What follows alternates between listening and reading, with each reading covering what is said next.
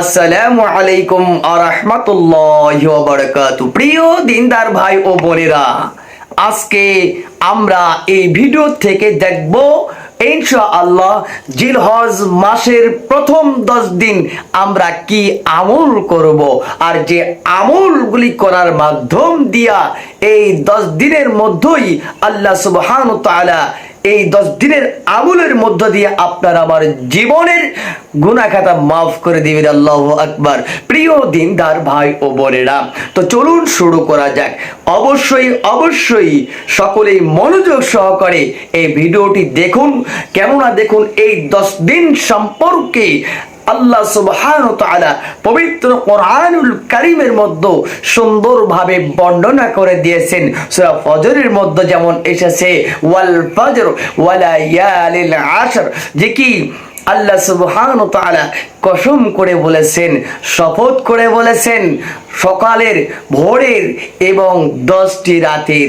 বেশিরভাগ তাফসীর কারকদের মতে এই 10 দিন হইল এই জিলহজ মাসের প্রথম 10 দিন। আল্লাহু আকবার।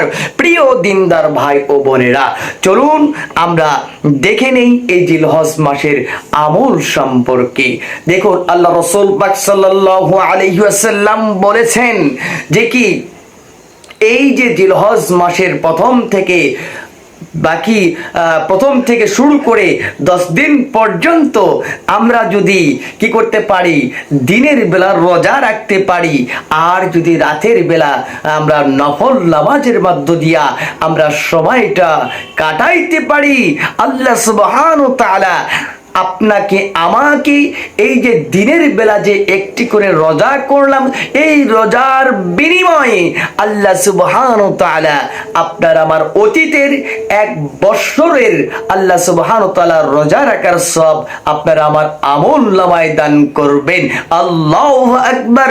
প্রিয় দিনী ভাই ও বোনেরা, শুধু তাই নয়, এই যে আমরা যদি 1 থেকে শুরু করে 10 দিন পর্যন্ত এই রাত্রিতে আমরা নফল ইবাদত বন্দেগী করতে পারি, আল্লাহ সুবহানাহু ওয়া তাআলা আপনাকে আমাকে এই একটি করে রাতের বিনিময়ে আপনার আমাকে এমনটা দান করবেন যেমন সবে কদরের রজনীতে ইবাদত করলে যে সওয়াব আল্লাহ সুবহানাহু ওয়া তাআলা দান করেন, এই সওয়াব আপনার আমার আমলনামায় দান করবেন।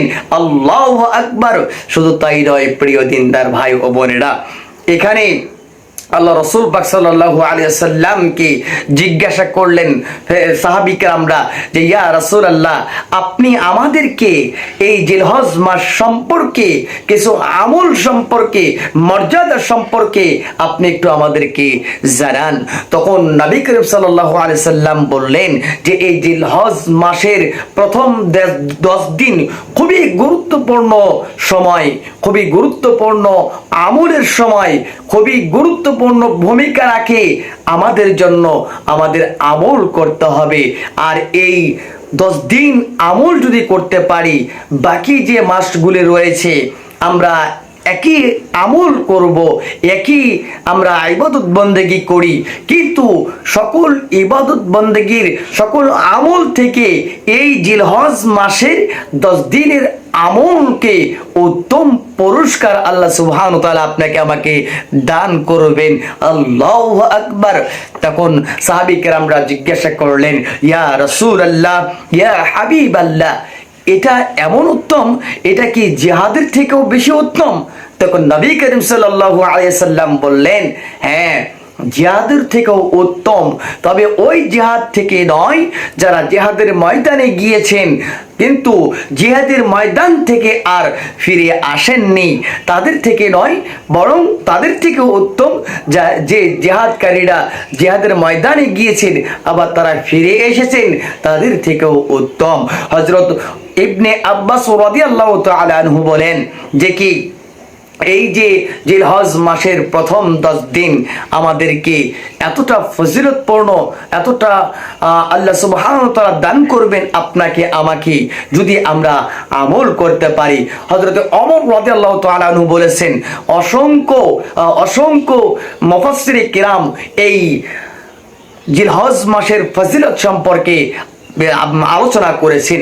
প্রিয় দিনদার ভাই ও বোনেরা, আমি দু একটি কথা বলবো। শুধু খালি জিলহজ মাসের ফজিলতটা কেন এত বেশি আল্লাহ সুবহানাহু ওয়া তাআলা দান করলেন, প্রশ্ন আসতে পারে।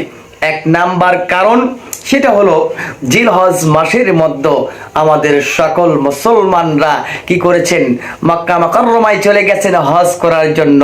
এই জিলহজ মাসেই হজ আল্লাহ সুবহানাহু ওয়া তাআলার ঘরে গিয়ে হাজিরা কি করবেন, হজ করবেন।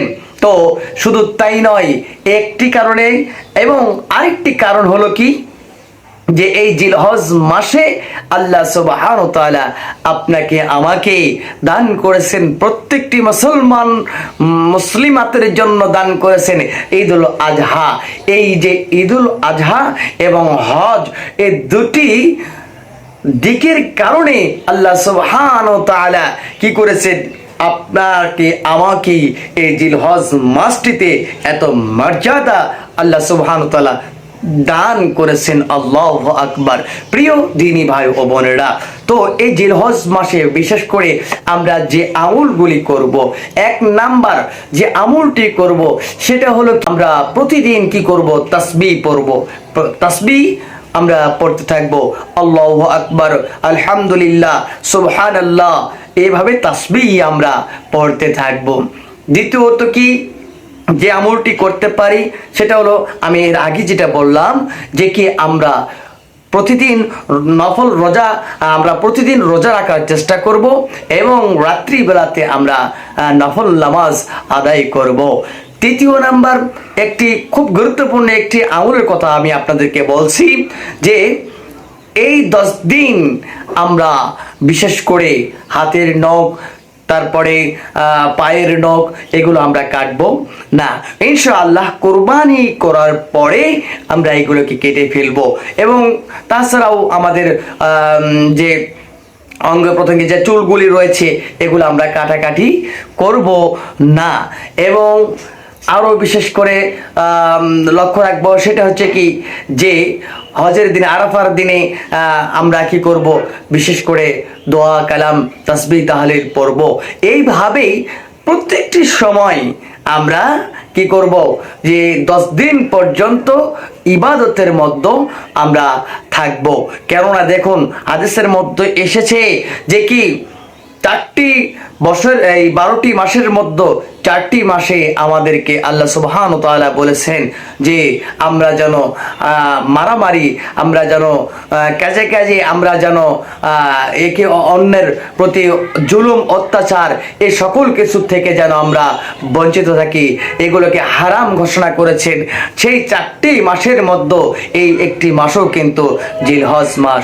প্রিয় দিনদার ভাই ও বোনেরা, এখানে হয়তোবা ভাবছেন যে আমি তো হজে যাই নাই, আমি কি আসলে আমার এইগুলো তাসবিহ পড়ে লাভ কি? না, এখানে একটি হাদিসের মধ্যে আছে, যে ব্যক্তি হজে যেতে পারলো না, ওই ব্যক্তি যদি হাজিদের জন্য, যারা আপনাদের এলাকা থেকে, আমাদের এই দেশ থেকে যারা হজে গিয়েছেন, তাদের জন্য যদি আমরা দোয়া করি, তাদের জন্য যদি আমরা দোয়া করি, আল্লাহ সুবহানাহু ওয়া তাআলা অবশ্যই দেখবেন, আপনার তাকওয়া দেখতেছেন, আল্লাহ সুবহানাহু ওয়া তাআলা আপনাকেও ওই হাজিকে যে সওয়াব দান করেছেন তার একটি হজের আপনাকে সওয়াব আল্লাহ সুবহানাহু ওয়া তাআলা দান করবেন। তো যাই হোক, এইভাবেই আমরা এই জিলহজ মাসের প্রথম 10 দিন এভাবে আমল করব। আল্লাহ সুবহানাহু ওয়া তাআলা সকলকে তৌফিক দান করুক। আল্লাহুম্মা আমিন।